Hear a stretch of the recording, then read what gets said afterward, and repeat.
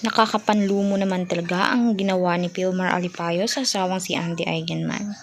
Talagang ipinagkakalat niya sa social media na magkaayos na sila at umanong ang nangyari sa kanila ay tila parang pinag-usapan na lamang umano nila. Gayun pa man ay galit na galit talaga itong ang mga senador na kasamahan ni na Idol Raffy Tulfo at si mismong Senador Robin Padilla, kahit papaano ay meron silang puso para kay Andy Eigenman. Alam naman pala noon pa ni Jacqueline Jose na parang may karmatic system itong si Vilmar. Tila parang hindi niya gusto si Vilmar para kay Andy, pero si Andy talaga ang mahal na mahal o nagpakamartyr dito kay Vilmar.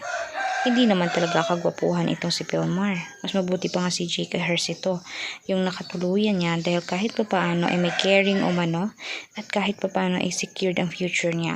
Itong foreigner na ito ay talaga na mga lintik lang sa buhay ni na Andy. Kinampihan pa ito ni Derek Ramsey at talagang ipinagtanggol pa sa social media na tila parang kasalanan pa ni Andy Eigenman kung bakit pumatol itong si Vilmar Alipayo. Foreigner din naman umano si Andy. Bakit naman pumatol pa ito sa isang foreigner pa? Hindi naman kagandahan katulad ni Andy. Mabuti pa nga kay Andy dahil secured ang future nila. Mayaman, simple, at talagang marunong makihalubilo sa kapwa-tao.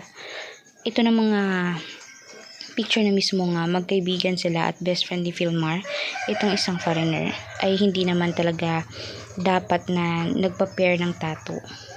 Dahil sa totoo lang, dapat asawa niya, si Andy, yun ang lagi niyang kakopol, hindi yung ibang babae. May 2 anak na sila, kaya sana naman ay wag na siyang mangbabae pa ika ni Robin. Kaya for more public videos, mag-subscribe, i-like at i-share ng ating videos on public. Maraming salamat po mga kanetizen.